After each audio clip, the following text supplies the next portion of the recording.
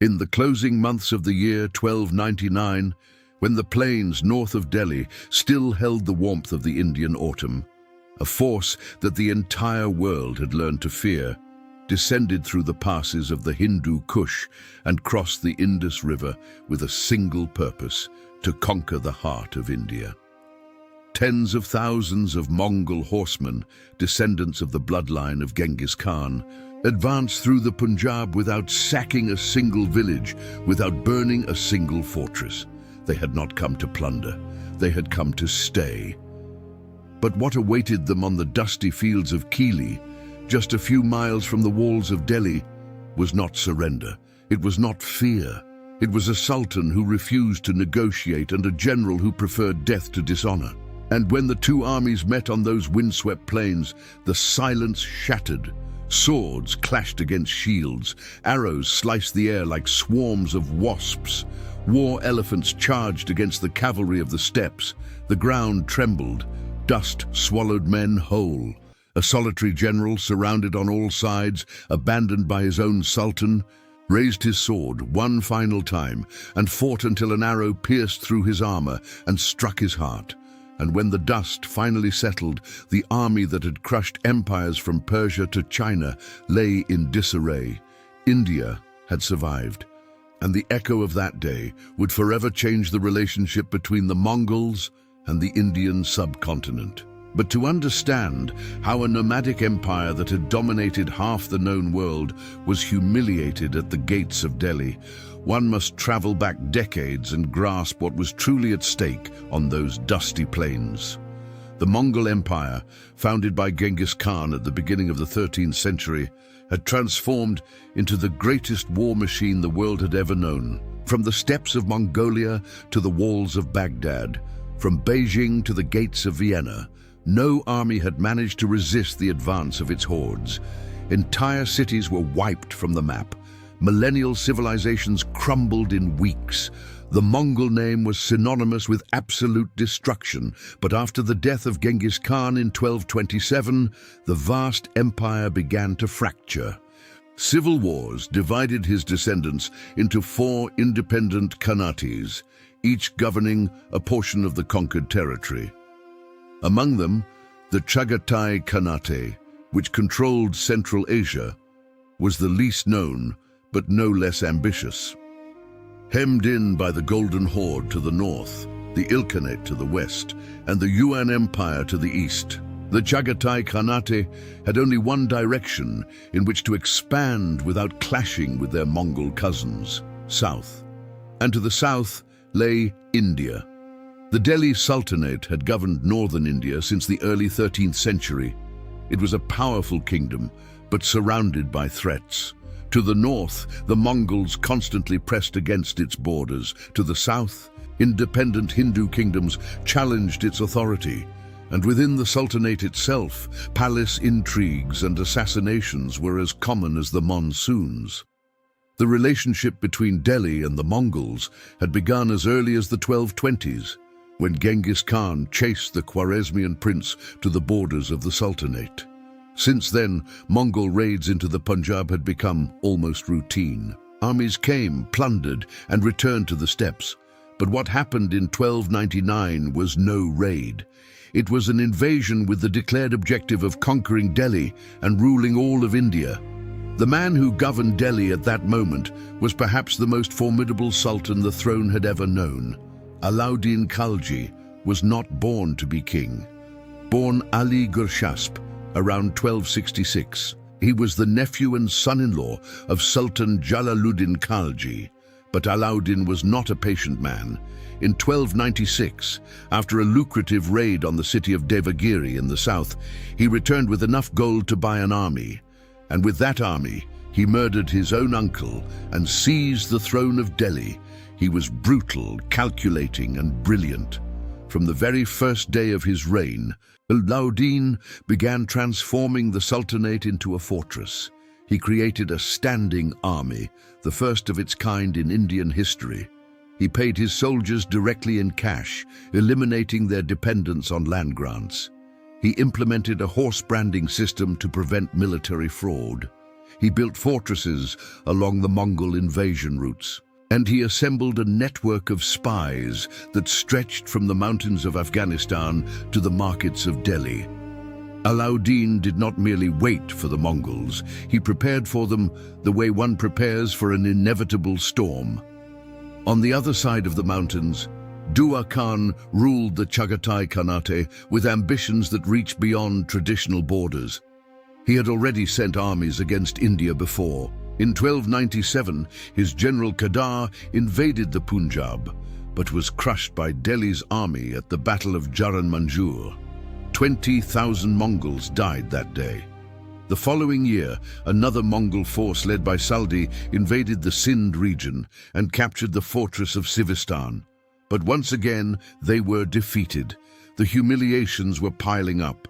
For Dua Khan, India was no longer simply a direction for expansion. It was a matter of honor. And so, in late 1299, he made the decision that would change everything. He sent his own son, Kutlug Khwaja, a direct descendant of Genghis Khan, at the head of a massive army to conquer Delhi once and for all. The exact numbers of that army vary, depending on the source. The 14th century chronicler Ziauddin Barani speaks of 22 Muns, which would amount to 200,000 men. Modern historians, more cautious, estimate between 50,000 and 60,000 horsemen. Even by the most conservative estimate, it was a colossal force, and this time, the Mongols had not come to plunder. The proof lay in their discipline during the 6-month march through Afghanistan and the Punjab. They did not sack cities, they did not destroy fortresses, they did not waste energy on skirmishes with Alauddin's frontier garrisons. They conserved every drop of strength for the decisive moment. They marched with the focus of predators who could already smell their prey. While the Mongols advanced, there was one man who watched them with a mixture of impatience and fury. Zafar Khan, whose real name was Hizabruddin, was the most feared general of the Delhi Sultanate. He had been with Alauddin since the days when the Sultan was merely a provincial governor in Kara. Together they had marched on Delhi, conquered Multan, and crushed the Mongols at Jaran Manjur. Zafar Khan was a warrior of almost legendary ferocity. After his victories against the Mongols, the people of Delhi hailed him as a hero. And that was precisely what sealed his fate. Alauddin was a man who tolerated no rivals. Zafar Khan's growing popularity began to erode the Sultan's trust in his most valuable general. A slow, silent poison that would transform the Battle of Kili not merely into a clash between empires, but into a tragedy of betrayed loyalty. When the Mongols crossed the Indus, the news reached Delhi with a dangerous delay. Alauddin had only 1 or 2 weeks to prepare. He immediately dispatched messengers to every province demanding reinforcements, but time was too short. The Mongols advanced with a speed that defied logic as they crossed the Punjab. Zafar Khan, stationed at the fortress of Khurram, sent a messenger challenging Kutlug Khwaja to battle. The Mongol prince's response was as arrogant as it was calculated. "Kings only fight kings," he said. "Come and fight under the banner of your master at Delhi." It was a deliberate insult. And Zafar Khan, a man whose pride was as sharp as his blade, swallowed the affront and rode toward Delhi with blood boiling in his veins. The Mongols encamped at Kili, a plain roughly 10 kilometers from the suburbs of Delhi. News of their arrival spread like wildfire. Villagers from the surrounding regions abandoned their homes and fled behind the city walls. The streets, markets, and mosques of Delhi overflowed with refugees. Merchant caravans were intercepted by the Mongols. Food prices soared. Fear was palpable, almost physical, like a fog that clung to the skin. At the palace, Alauddin summoned his officers. Among them was his uncle Alaul Mulk, the Kotwal of Delhi, a man of political wisdom and prudence. Alaul Mulk knelt before the Sultan and pleaded for diplomacy. The Mongols were too numerous, too powerful, too close. Negotiation was the only sensible course. Alauddin listened in silence. Then he rose and spoke words that would echo through the corridors of the palace for generations. If he showed weakness, he said, the people would lose respect for him, the warriors would lose faith, and the enemies watching from every direction would smell blood. He would fight, and before departing, he handed the keys of the palace to Alaa-ul-Mulk with an instruction that revealed the magnitude of the moment. The keys were to be given to the victor of the battle, whoever that might be. Alauddin established his military camp near Siri, on the banks of the Yamuna River. His army was divided into 5 wings, each protected by 22 war elephants. The Sultan positioned himself at the center. Nusrat Khan took the left. Ulugh Khan, Alauddin's brother, stood behind Nusrat Khan as a reserve. Akat Khan was positioned in front of the Sultan as a shield, and Zafar Khan was placed on the right wing, accompanied by a detachment of seasoned Hindu warriors. The terrain at Kili was bounded by the Yamuna River on one side and dense bushland on the other. It was not the battlefield Alauddin would have chosen, but it was the battlefield fate had given him. On the opposing side, Kutluk Khwaja organized his army into 4 wings. Before the battle, in a gesture that blended arrogance with military intelligence, he sent 4 envoys to Alauddin's camp, requesting permission to inspect the Delhi army and learn the names of its commanders. And Alauddin, in an act of confidence that bordered on defiance, granted it. The envoys returned and reported what they had seen, but the numbers did not intimidate Kutluk Khwaja. He was a descendant of Genghis Khan, and in his mind, no Indian army, however large, could withstand the cavalry of the steppes. Alauddin's strategy was clear: delay the battle. Every day that passed without combat worked in his favor. Reinforcements were on their way from the eastern provinces, and the Mongols, after 6 months of marching, faced a growing shortage of provisions. Time was Alauddin's silent ally. But there was one man in his army who had no patience for waiting.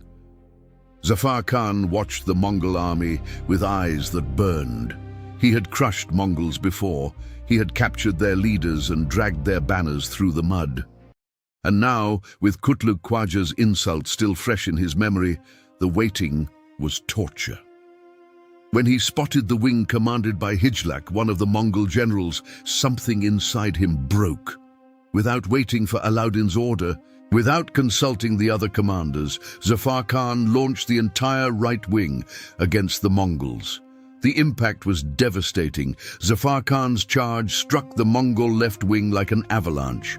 Riders were thrown from their horses, formations disintegrated.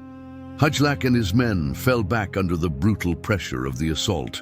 For one glorious moment, it seemed that Zafar Khan had broken the spine of the invading army. Had the rest of Alauddin's forces advanced in support, the battle might have ended in that very hour with a crushing victory for Delhi. But the support never came. Alauddin watched from his central position as Zafar Khan drove deeper and deeper into enemy territory. He did not move a single regiment in his direction. Nusrat Khan remained motionless. Ulugh Khan did not stir. The main body of the Delhi army made only a limited, almost symbolic demonstration, while its most valuable general fought virtually alone against the bulk of the Mongol army. It was a death sentence disguised as inaction. The Sultan, who tolerated no rivals, had found in the chaos of battle the perfect opportunity to rid himself of the man whose glory threatened to eclipse his own. The Mongols quickly understood what was happening. Hijlak's retreat was not panic, it was tactics. The feigned flight was the oldest and deadliest maneuver in the Mongol arsenal, a trap that had destroyed armies from Europe to China. Zafar Khan pursued the fleeing Mongols for 18 kos, ever farther from Alauddin's camp, ever more isolated, ever more vulnerable, and then the trap closed. From every direction, Mongol horsemen surged forth like wolves that had waited patiently in the tall grass. Arrows fell in waves. Heavy Mongol cavalry hammered the flanks of Zafar Khan's detachment. The encirclement was brutal and absolute. In a matter of minutes, the men who had charged with such fury found themselves cornered, cut off from any possibility of retreat. The crash of swords against shields mingled with the screams of the wounded and the thunder of hooves on dry earth. Dust rose so thick that the sun vanished. Zafar Khan gathered his surviving companions. He knew that returning to Alauddin's camp was impossible. And even if he could, he knew what awaited him: punishment for disobedience, public humiliation, perhaps death. But there was something worse than dying in battle, and that was dying on one's knees. So he and his men made a decision that would echo through the centuries. They would fight to their last breath. Kutlu Khwaja, impressed by the Indian general's ferocity, offered him a way out: surrender. Not merely his life, but a position at the Chagatai court even higher than the one he held in Delhi. It was a generous offer from a prince who recognized his enemy's valor. Zafar Khan refused without hesitation. He was a man of Delhi, and he would die as a man of Delhi. What followed was one of the most ferocious last stands in medieval history.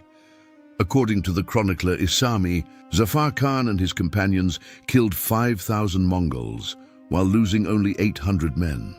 These were extraordinary numbers for a surrounded force with no hope of rescue. When the number of survivors at Zafar Khan's side dwindled to 200, he dismounted. His horse had been cut down. On foot, covered in dust and blood, he advanced against the Mongol lines with his sword in hand. He found Hijlak, the commander whose wing he had pursued, and the two met in hand-to-hand combat, steel against steel, fury against fury. And then an arrow found the gap between the plates of his armor and pierced his heart. Zafar Khan fell, and with him a legend was born. But Zafar Khan's death was not in vain. In the chaos of that desperate fight, something happened that the Mongols had not expected. Kutlu Khwaja, the prince, the son of Dua Khan, the descendant of Genghis Khan, was gravely wounded. The exact details remain uncertain. Perhaps during the final combat against Zafar Khan's men, perhaps while trying to rally his troops amid the turmoil, but the wound was serious enough to change the course of history. When the news spread through the Mongol camp, something shifted. The confidence that had carried them through 6 months of marching began to falter. Their leader was wounded. Their army, though still superior in numbers, had suffered heavy losses. And across the battlefield, Alauddin's main army remained intact, with its war elephants, its dense infantry, and its thousands of horsemen still waiting. The first day ended in a heavy silence. Night fell over Kili like a shroud of uncertainty. In the Mongol camps, the wounded groaned. Commanders gathered in tents lit by flickering oil lamps, discussing options that no Mongol army should ever have had to consider. In the Delhi camp, Alauddin remained unmoved. His officers, shaken by Zafar Khan's death, advised him to retreat behind the walls of Delhi and fight from the fortress. Alauddin refused. He blamed Zafar Khan for the disobedience. He said he would retreat only if absolutely necessary, and he waited. The second day dawned without combat. The sun rose over two exhausted armies that watched each other across the dusty plain like two wounded animals gauging the danger. Kutlu Khwaja hesitated to order an attack. His forces had been shaken, his body was weakened, and with each passing hour without fresh provisions, his position grew more precarious. Alauddin, for his part, did not attack. He knew time was on his side. Reinforcements were approaching, and the Mongols, so far from home, so exposed, were beginning to feel the weight of their own ambition. In the early hours of the third day, Delhi's sentries witnessed something no Indian army had ever seen before. The vast Mongol encampment was in motion, not forward, backward. Tents were being dismantled, horses were being saddled. The banners that had fluttered with arrogance over the plains of Kili were being gathered up in silence. The Mongols were retreating. Alauddin allowed them to leave. There was no pursuit, there was no ambush during the withdrawal. The Sultan was cruel, but he was no fool. He knew that a cornered Mongol army was more dangerous than a retreating one. He watched them go, the long column of horsemen vanishing over the horizon like a wounded serpent crawling back to its den. And as they marched northward through the Punjab, through the mountain passes, Kutlug Khwaja, the prince who had dreamed of ruling India, succumbed to his wounds and died before reaching his homeland. When Alauddin returned to Delhi, there was no celebration for Zafar Khan's death. No monument was raised. No royal chronicle praised his bravery. On the contrary, Alauddin publicly denounced his recklessness and disobedience. Zafar Khan's name was erased from the official chronicles written during Alauddin's reign. Amir Khusrau, the great court poet, makes not a single mention of him in his Khazain-ul-Futuh. The man who saved Delhi from the Mongols, who fought to his last breath while refusing to surrender, who killed thousands of enemies while his own sultan watched him die without lifting a finger. That man was erased from official history as though he had never existed. But history has its own memory, and it is longer than that of kings. The Battle of Kili was not the last time the Mongols tried to conquer India. They returned in 1303, when Taragai besieged Delhi itself while Alauddin was campaigning at Chittor. They returned in 1305, when Ali Beg and Tartak attacked Amroha, and they returned in 1306, when another force invaded the Punjab. But every one of those invasions failed, because something had changed at Kili. The aura of Mongol invincibility, that almost supernatural dread that preceded their armies like a wave of terror, had been shattered. The Mongols were no longer unbeatable. They could be faced, wounded and forced to retreat. And when General Malik Tughlaq, under Alauddin's orders, began launching regular raids into Mongol territories in what is now Afghanistan, the message was unmistakable. India would not be conquered. Alauddin Khalji died in 1316, likely of illness, after a 20-year reign that transformed the Delhi Sultanate.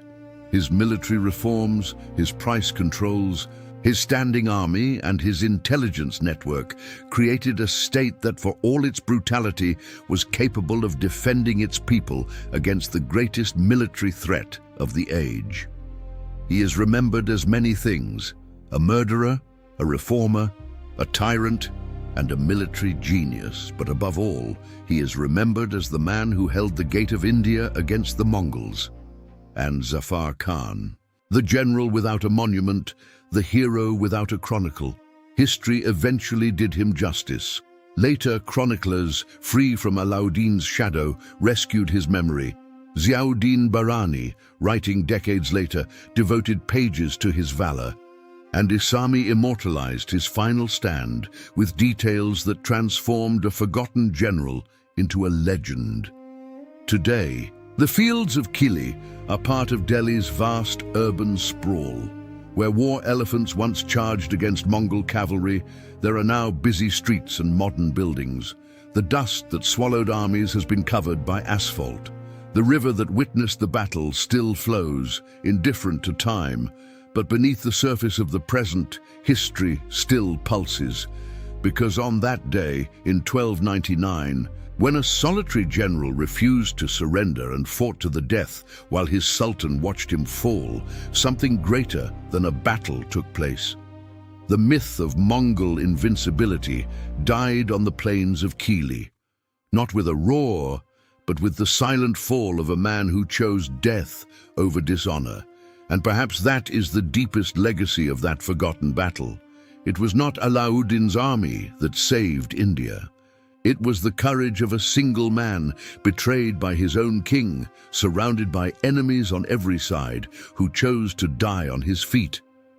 Because sometimes history is not shaped by generals seated on thrones, but by soldiers who fall on battlefields the world has forgotten. And at Kili, on that distant day, a soldier fell and a civilization survived.